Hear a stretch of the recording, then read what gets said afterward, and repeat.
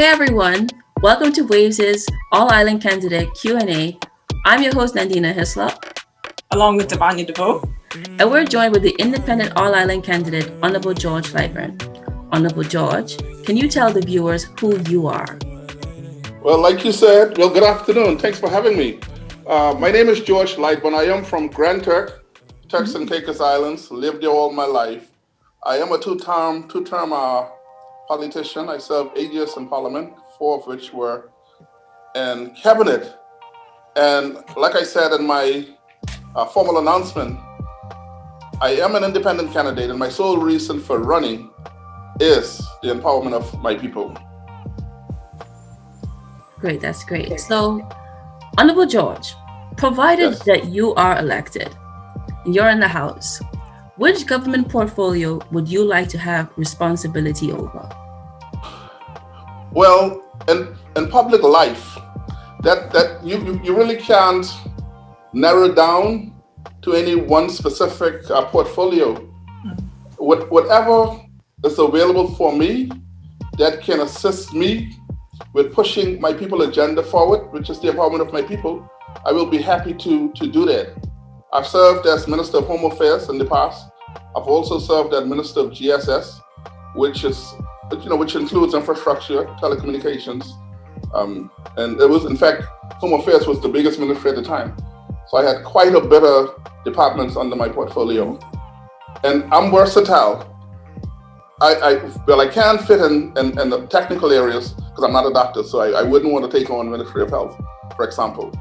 But areas that, such as Home Affairs, education, areas that I'm comfortable with. But no, nothing is off the table for me. If I'm called to serve, I will serve in any capacity, and I believe I'll do a good job. So let us know, as an elected member, what makes you qualified to serve our country? What makes me qualified to serve our country is my love for my people. My love for my people, my willingness, my courage, my tenacity, my fearlessness, my willingness to stand up for my people. That is what qualifies me. Love for country, love for my people. It's a great answer. So, given the current climate that we're going through with different things, different issues affecting different people, what issues do you feel are most pressing to the Turks and Caicos Islands at the moment? During this current phase in our history, I believe that getting rid of the pandemic and protecting our people from the pandemic is paramount. I also believe that positioning our people to take on the top positions in our country is also paramount. I personally believe that our people should be the decision makers. They should be the movers and shakers. They should be at that table. They should be determining, we should be determining our own destiny.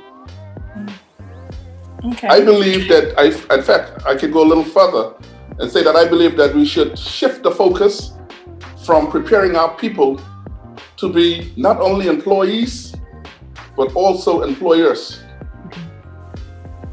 I honestly believe, because we have some of the smartest people in the world, the only problem that we have in this country is opportunity. And I think going forward, any government that has a mandate to position our people at the top would do well. For far too long, our people have been feeling like visitors in our own country. In fact, successive governments have always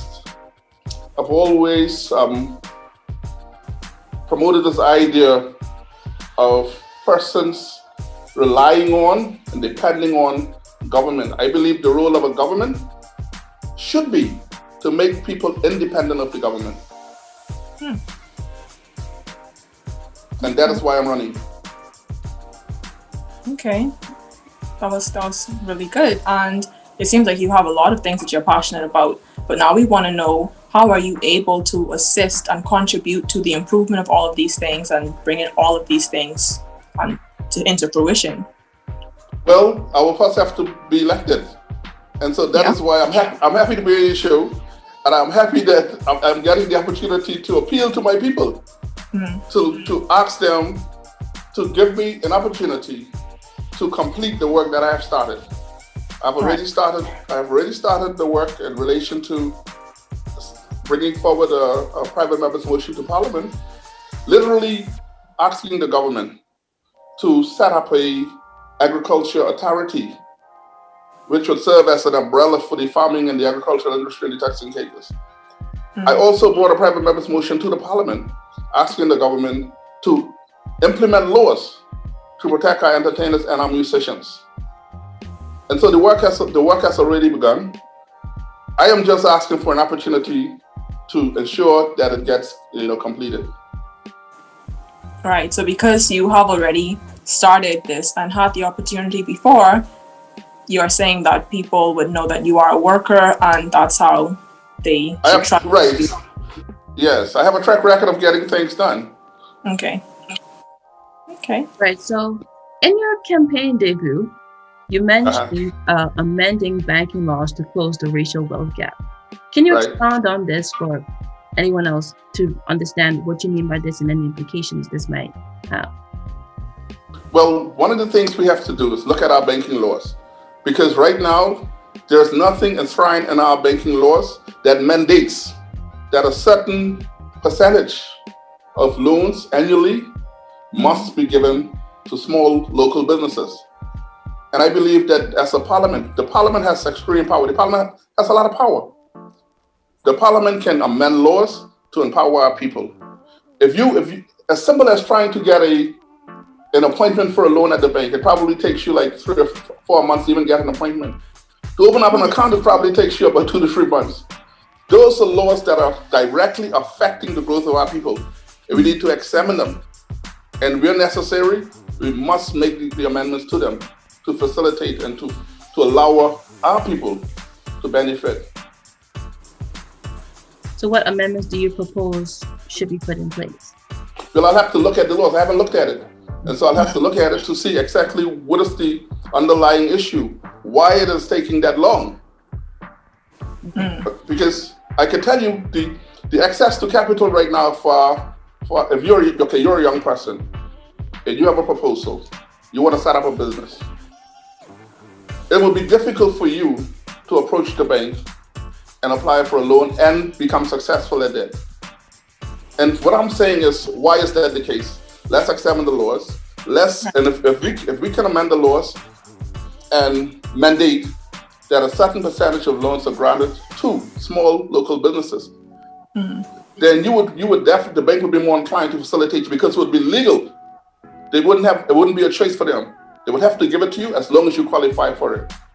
Because they don't want to be in default with the government laws by saying we didn't meet our quota. We didn't give that percentage of loans to young people for a certain time frame, for a certain year. And so that is what I'm saying.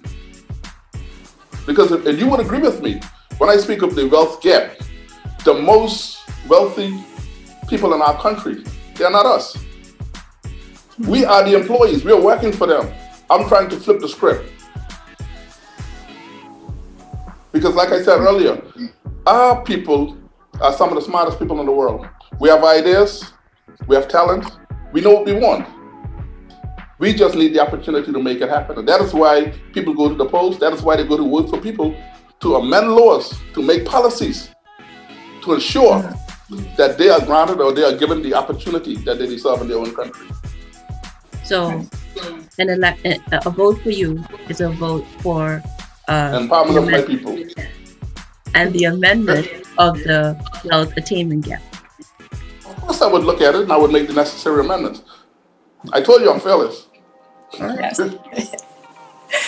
Okay, something else that you mentioned in your video where you announced your candidacy was education. And you mentioned changing the time when students graduate. Now, could you just tell us a bit more of that and what your ideas for this are? Okay. If you look at the Turks and Caicos right now, and say for example, you're a high school graduate, you're fresh out of high school, and you're applying for a job, even in the civil service, for example, it would be very difficult for you to get a job in the civil service right out of high school, because they're going to tell you straight up, you need a degree. not only do you need a degree, most of the jobs that are advertised in the Turks and Caicos are advertised on foreign soil, which is unfortunate and which is wrong, and our government should look at amending that policy, right? And so what I am saying, to fix that problem, we should ensure that every high school student graduates with an associate degree. Okay. That would go a long way towards reducing the amount of money that government would have to find for scholarships, because rather than having to give persons a scholarship for 4 years now, they might just have to give a scholarship for 2 years to get your bachelor's if you want to do it on foreign soil. Okay. So just to take that a bit further, your idea is that it would be the associate's degree system, not A levels, just to clarify. So we would allow students to do associate's degree after high school, being funded by the government, essentially. Well, what I'm saying is that you don't depart high school. What we're doing currently, we are currently graduating students at fifth form. I am saying do not graduate them at fifth form. They would continue on for another 2 years. So when after that extra 2 years, they will be granted their high school diploma along with their associate degree. And if they want to continue on, then that would be a choice for them to make. But I'm saying that the government should make it mandatory that every high school student should continue going on for another 2 years to attain an associate degree. Okay. So Free, would free of charge. free of charge? Free. Yes. Okay. So it would. And I'll tell you another reason. Sorry, I didn't want to cut you across. Another reason why I made that point is because a lot of our students, even when they graduate high school, they don't want to continue because they're saying that they can't afford to go to college, right?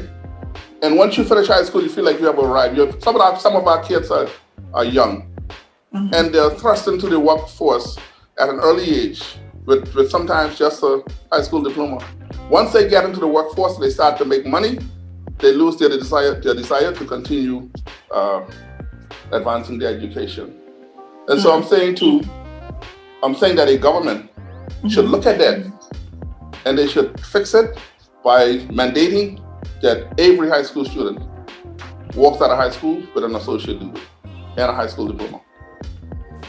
All right. So would you propose that this would be in conjunction with the community college or just separate, completely in high school? I think it should be in conjunction with the community college, because now you're in a college setting. The only difference is now it's mandated. You're not going to get a high school diploma until you finish the 2 years at the college. So what I'm proposing is simply a smooth transition from one entity to the other. Right.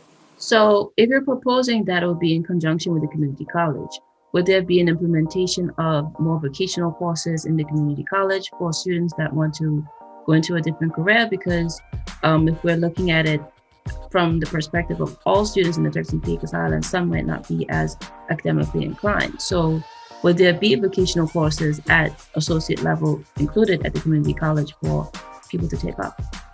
Right. That is why I proposed continuing on to the college, because not everyone is academically inclined, right? And some students do not realize this until they would have completed the fifth form level.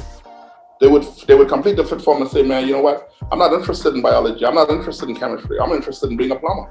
I'm interested in being a diver. I'm interested in being a pilot. I'm interested in being whatever. And all these options, a mechanic, all those options should be available at the college, right? And so once they would have left high school, they can move direct into the college and they can begin a career training program. But when they leave that 2-year program, they would have left with an associate degree, prepared for the workforce. So would these new courses would already be implemented into the college before they progress, before the mandatory or compulsory extra 2 years is added on? Right. It is right, because this is something that I'm proposing. And so obviously it would take funding, it would take preparation, we would have to recruit teachers, vocational teachers, we would have to have the entire thing set up. But this is something that I'm passionate about, and this is something I think that we should seriously consider doing. Okay. All right. And you did mention scholarships in that explanation. So what do you think about the scholarship, the current budget? Would you propose that be increased, or how do you feel about the scholarship system as it is now? I honestly believe that every person that finishes high school and finish the college 2-year program should be entitled to a scholarship. No doubt, no questions about it. Because at the end of the day, if we are serious about building a country, we have to put our money where our mouth. We have to put our money where our mouth is, and so we have to provide the necessary funding for training to train our people. In fact, even at the high school level or even at the college level, we shouldn't wait for kids to apply for a scholarship. We should be in a position to already identify skills. Right? We should be able to look at a student, watch their trend of study, and say to that person, when you would have completed this, come to my office and this is your scholarship. Because we know we are building a country now, right? And so we must have scholarships awaiting students. And we need to target students. Because right now we have a situation where our students are competing for scholarships, and a lot of our students are not even being granted scholarships. And we need to fix that. A place like Singapore, for example, they became one of the wealthiest countries in the world, smallest wealthiest countries in the world, because they heavily invested in education. We have to do the same thing. We must invest in education. Right. So just to be clear, you said that all students who graduate should be given a scholarship. Yes. Okay. If they decide to continue. But I'm saying to you that desiring to continue from high school to college should not be an option. It should be mandated. And then, I guess after this associate's section of high school and the scholarship is given, would this be locally or scholarship to anywhere? You know, currently scholarships are given mainly to the UK and I believe Caribbean. And I'm not sure if they give any to the US at the moment, but are you saying the scholarships that we give, should it be anywhere or all Caribbean regions? I believe that the government is right to have a selected number of schools that they believe is feasible, that they deal with. All right. I'm not saying that we should have a open scenario where you can go anywhere in the world you want to go. What I'm saying is, by virtue of you finishing that 2 years at the college, you would have automatically qualified for a scholarship should you want to continue. Right. I just wanted to just to point out, the reason I asked was because obviously that's going to create a budget issue if you offer everyone scholarships. And so I just wanted to confirm whether you meant offer everyone scholarships to the community college or offer everyone scholarships to a regional institution or offer everyone scholarships to any region. Because, you know, I believe institutions in the US are far more expensive than those in the UK and in the Caribbean. So if we were to include the US in that and offer everyone scholarships, then it's going to be an issue with budget. So I just wanted to confirm where you meant scholarships should be given. Hey everyone, so we had some technical difficulties. Now we have to resume with Honorable George. So Honorable George, I was asking about the scholarships and you started to say. Yes, I was saying that whilst I believe that our students should go to the best schools, I also believe that we have to be cognizant of the cost factor. And I know that the government has a list of schools that they use that they deem to be most economical, and I believe they are good schools. I will not tamper with that unless, of course, I can find better schools for the same price or less. But yes, I do believe that every student from high school should have a scholarship to go to university. And I had outlined how I think that is achievable. I believe that if we allow our students in fit form to continue on to college to complete a 2-year associate degree program, that would make it more economical for the government to find scholarships for every high school or associate level college graduate to go on to university. Okay, now I also want to know, what do you think about the brain drain issue? We know that in Turks and Caicos, as it stands, lots of residents, when they go to other countries for education and training purposes, a lot of them decide to stay instead of coming back. And what do you pose or what do you suggest can be done to counteract this so that we wouldn't have as big of a brain drain issue in Turks and Caicos? I do not like the term brain drain, because we're talking about our people and we're talking about their brains. But what I would say is that I would reiterate what I said earlier, that Turks and Caicos Islanders are some of the smartest people I know of in the world. What we have is not a brain drain. What we have is an opportunity issues, rather an opportunity issue, where if you look at what is happening in the Turks and Caicos Islands, our jobs are being advertised on foreign soil, particularly in the civil service. And I think that something is fundamentally wrong with that. I think that Turks and Caicos Islanders should be given the first opportunity to apply and be granted jobs in their own country. And that is the reason why our qualified, intelligent Turks and Caicos Islanders sometimes refuse to return home. Because it's not that they don't want to come home. It's just that once they come home, they find themselves being forced to compete, in many cases, compete with persons who are less qualified than them. And in other cases, our people who are on the job are overridden for persons who are not from Turks and Caicos, and our people are forced to teach these persons the job.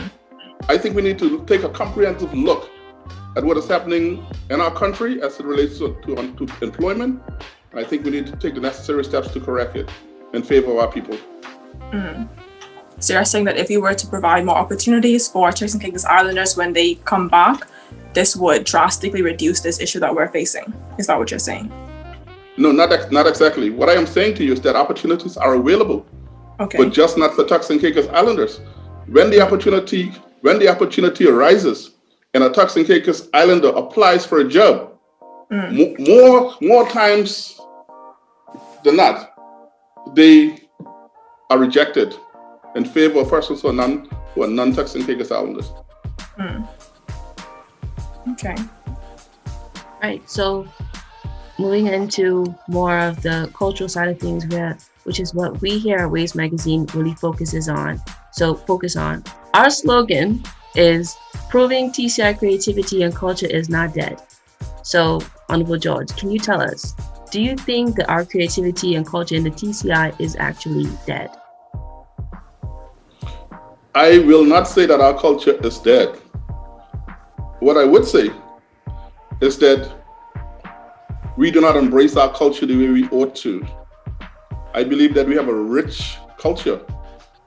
I think what we have is an opportunity to embrace our culture, promote our culture, and to sell our culture, particularly to our visitors.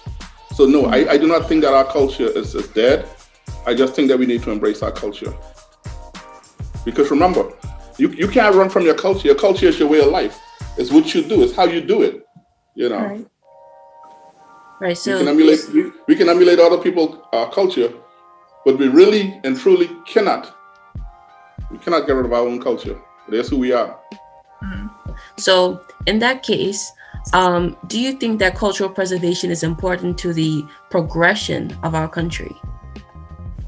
Yes, our culture is unique to us, and I was given the example that when a tourist travels, that tourist decides to go to a particular destination because they would like to know the culture of that country. And so when a tourist comes to Turks and Caicos, particularly Grand Turk, they want to know how we do things, how we used to do things, and why we do it the way we do it. And so I'm saying to you that if I'm given the opportunity, I will set up a culture center where we can display our culture. We can showcase our culture for the world to see. Our culture is something we should be proud of. So setting up a cultural center in Grand Turk, I think you said?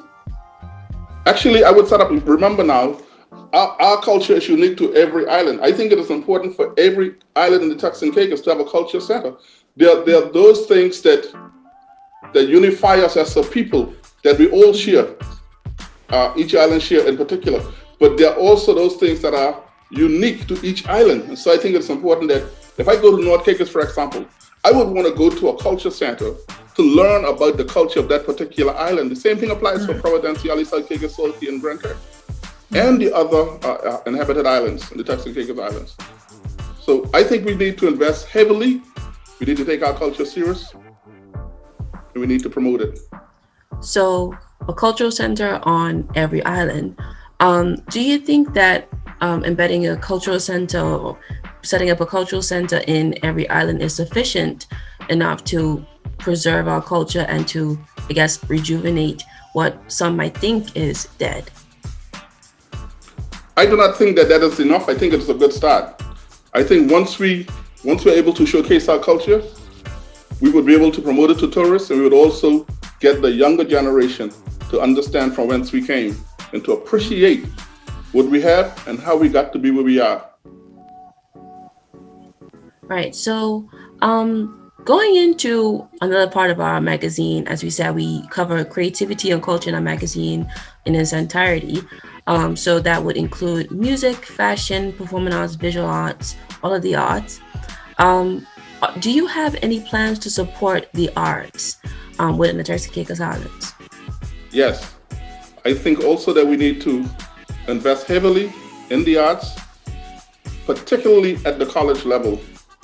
I believe that we should be able to, or a student should be able to enroll in the college and study art, dancing, any art and craft, whatever is incorporated under that umbrella, they should be able to go there and enroll and learn to become an actor, learn to become whatever form of art it is that they're interested in, including music, dancing. So would you ensure that, I know we've already covered education, but would you ensure that there's a budget to cover a university or institution like this in the community college, as you proposed earlier that you would implement these courses? So would there be a budget to cover these new courses, these new resources needed, things like that? Yes. Currently, the college is being supplemented by the government budget, right?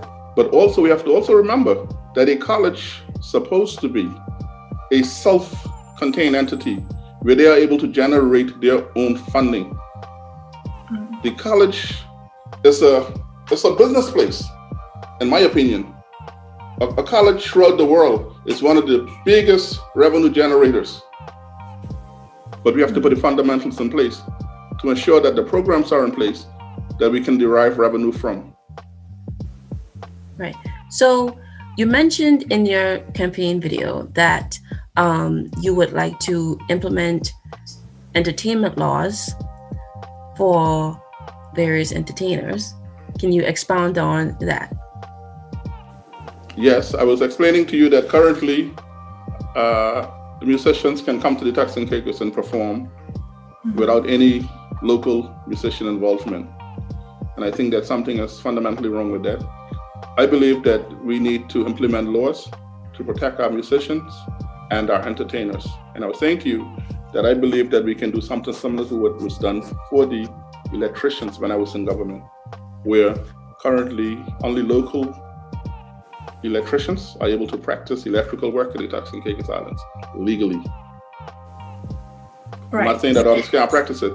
Others can come and practice, but they would have to first be approved by a local electrical board. And I'm saying that we should emulate that and do something similar for the musicians. Right. I was just about to bring up the entertainment board that you mentioned. Could you just explain that for the public so they can know what you mean by an entertainment board? The entertainment board would be more like an entertainment association, where the entertainers themselves would be involved in every aspect of entertainment and music in the Turks and Caicos Islands. If you're an international entertainer, you're coming into the Turks and Caicos, or someone is recruiting you to come in and perform, you can come, but you must first be approved by the board. And if you are charging, obviously you're going to be charging for your performance. The entertainer, the entertainment, or the musicians associations should also benefit from your revenue that you're going to be making. Okay, so this entertainment board would be set up predominantly to protect entertainers in the Turks and Caicos. It will be a board comprised of all Turks and Caicos Island musicians. Okay. You would agree, sorry, go on. No, you can continue. No, I was saying that you would agree that entertainment in the Turks and Caicos is a multi-million-dollar operation. And so it's something that we should look at. If we are serious about empowering our people, that is one area we can look at and implement laws to protect them. And just out of curiosity, when you envision this entertainment board, are you envisioning it to cover artists, including performing artists, visual artists, or is it just musical artists? Or have you given any thought to that? No, that's why I said music and entertainment. It includes all forms of entertainment. Okay. All right, well, speaking about a board, you also mentioned in your campaign debut an agriculture authority for the purposes of agriculture. So could you just tell us what this agriculture authority is, or what it would be? The agriculture authority would be a statutory body that will basically be set up to manage and govern all affairs dealing with agriculture, including transportation. It would include inspections. It would include marketing, distribution. It would include quality control. It would include quantity control. It would include everything dealing with agriculture in the Turks and Caicos Islands. And when we spoke last, you spoke about us exporting fish. Could you just, talk us through that again, and what all ideas you have within this agriculture authority, like how we can make the most of it and how we can take advantage of having an agriculture authority, just so that people can, a picture can be painted for them so they can envision this. What I was basically saying was that we have an opportunity to diversify our economy, and we can do so by utilizing the products that we have in the Turks and Caicos Islands. Right. And I was saying to you that the Turks and Caicos Islands is known for its fish. We have the best fish in the world, and that's my opinion. And I am saying that other countries such as Trinidad, I think I mentioned, is known for the Angostura bitters label that they export. And I was saying that Jamaica is known for its Grace label. And I'm saying that what we can do, we can identify an item, and I was saying that we should identify fish, lobster, or conch as that item that we can can for export purposes. Right. And this would also... we should... Sorry, go on. Continue. No, I was saying that we can set up a light industry where we can those products for export purposes with a Turks and Caicos label on it. Right. So this would help to feed the population as well as to generate some income should we export it. Exactly. Okay.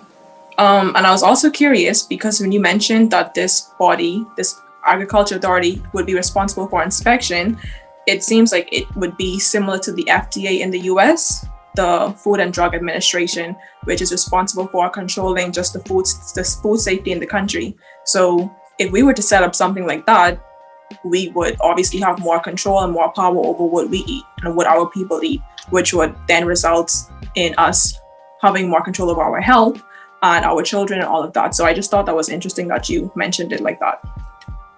And I also do finally want to know, well, not finally, but I do want to know about how you support or whether you support the notion of e-government.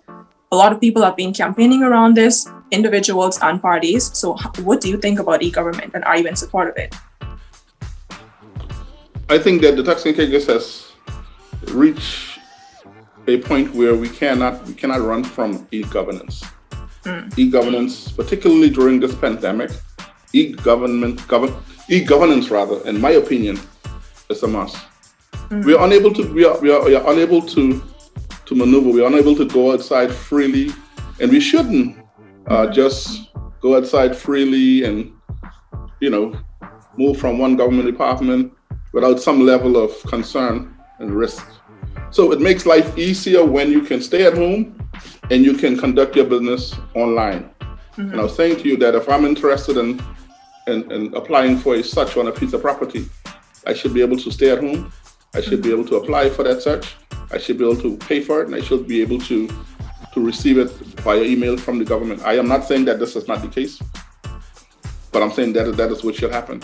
I also gave the example of a police pulling you over and asking you for your driver's license and your insurance. And I'm saying that I think long are those days. I think if a police pulls you over, they should pull you over to tell you that, hey, your license expired 2 months ago and I'm going to arrest you. So I think the infrastructure is there. We certainly have the talent available in the government unit, and I think we need, as a country, to pump more money, more funds into the computer unit to allow the technicians to do exactly what they want to do to make life easy for all of us. I also gave the example of a student applying for a scholarship and being told that the scholarship was denied because they weren't able to produce their status card. I think that is not only wrong, but that should never happen. I think the government, if we only have one government, there should be more synergy between the government departments. I believe that the Ministry of Education, whoever is responsible for awarding scholarships, should be able to go on a government computer and look at everybody's status card to see who status card is valid or who doesn't have one, or whatever your status is as a Turks and Caicos Islander. Right. So something like this would clearly create some synergy, I remember you used that word, between the government offices, so that would benefit the government and the people in terms of us getting things faster and just being more modern as a country. Exactly. Right, okay. So you have announced that you would like to reinstate the affordable housing scheme. Now, with the affordable housing scheme, I'm sure the public would like to know, what would affordable actually mean? And in terms of accessibility, how would that look for a Turks and Caicos Islander wanting to get one of these houses? I think that the government should set aside a subdivision, and I think the government should build homes on those subdivisions, or subdivisions in every island. And I believe that the government should reinstate the low-income housing scheme. The low-income housing scheme basically means for persons who are not making a certain amount in terms of salary and cannot afford to go to the commercial banks and get a loan to build a decent home, should be able to apply for a low-income housing, a low-income house rather, where they can, and I believe every Turks and Caicos Islander should have a decent home. And so basically, I will be looking at, if I'm given the opportunity, I will be looking at reinstating the housing scheme. So you've mentioned that someone who's of low income and wouldn't be able to get a loan. So can you be able to tell us what kind of salary would this person, a person like this, someone who fits this profile, what kind of salary would they be on for them to be able to qualify for one of these low income housing? Well, I don't want to put a figure on it. And I'm not sure what the figure was in 2010, I believe it was, or 2008, somewhere thereabout. I don't want to put a figure on it, but I know for sure if you're making, and there are people in the Turks and Caicos making less than $1,400 a month. On a salary of $1,400 a month, you wouldn't even get an appointment with the bank to even sit and talk about the possibility of getting a loan. And so for those persons who just simply cannot afford to get a home through the commercial banks, I'm saying that the government has a responsibility to do what they have to do to make it possible for persons to qualify for a home. Right, so everyone in the Turks and Caicos Islands has a right to a home, and this will be made known. Right, and in fact, the government has the right to get rid of all the shanty towns, and the best way to get rid of the shanty towns is to replace it with decent homes. So, just to segue into shanty houses, you're saying that this new affordable housing scheme, low-income housing scheme, would eliminate or help to diminish the shanty houses. Now, for the shanty houses, would that also incorporate those that are squatting?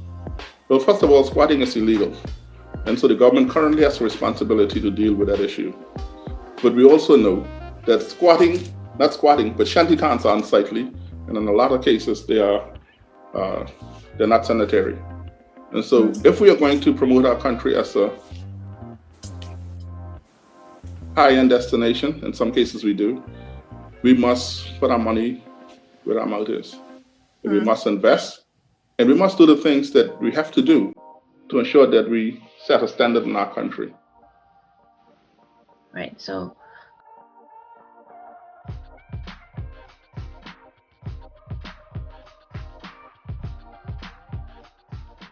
think the first question you asked me was, why do I think that I am qualified to be elected, right? And I honestly believe that I am qualified to be elected because of my love for our country, my love for our people, my willingness to stand up for my people, my fearlessness, my courage, and my intelligence. I have displayed over the last 8 years that I am not afraid to stand up on the side of right.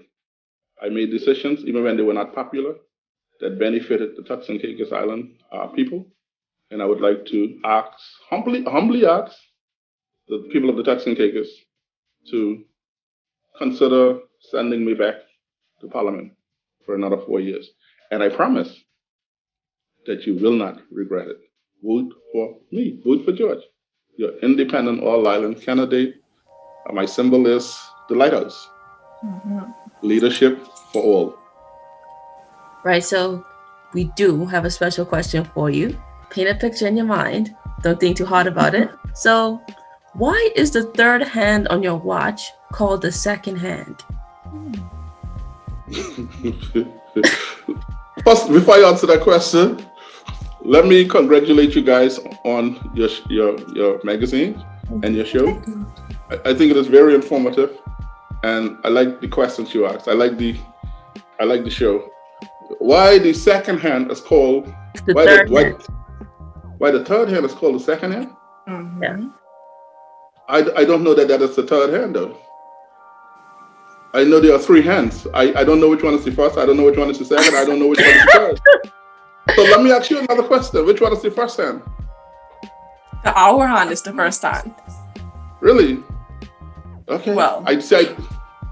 Well, to some people. It depends on the way that you look at it, because actually, we're asking the questions here. But really, if I was to give my answer, on a watch, you have to think about time. Seconds come before minutes, and minutes come before hours. So if we're thinking that way, the second hand would realistically, technically be the first hand. But according to you, why do you think the third hand on the watch is the second hand? I think the reason it was worded like this is because it's how it's built. So the hour hand is on the top, the minute hand is underneath, the second hand is the third hand. I think that's why. And it's thinnest. Yeah. Okay, And I don't think all watches have a second hand, if I'm not mistaken. I learned something new again today. Thank you. You're welcome. Yeah. Well, I'm not even sure that I guess we'll just wrap that question up then. Actually, if we were to give an answer, the answer is the third hand is called the second hand because it counts off the seconds. So why? Okay, well they do. Okay, so the hour hand is called the hour hand. The minute hand is called the minute hand. The second hand is called the second hand. Right. Yeah. But I think either way you count it, it's never in the middle, so it's never technically the second one. Yeah. But also, if you're looking at it from a numerical standpoint, okay, then the second hand, then we should also refer to the other two as the first and second, the first and third hand. Mm-hmm. But we only say second hand because it counts the seconds, though. Right. So it really has nothing to do with this numerical value. No, it just read it that way. Question. Yeah. So. Well, anyways, Honorable George, thank you once again for joining us on this interview. It was a pleasure sitting down and speaking with you and hearing of your plans for the country. So everyone out there, remember to go and vote on February 19 for the person that you feel like deserves the chance to represent the country.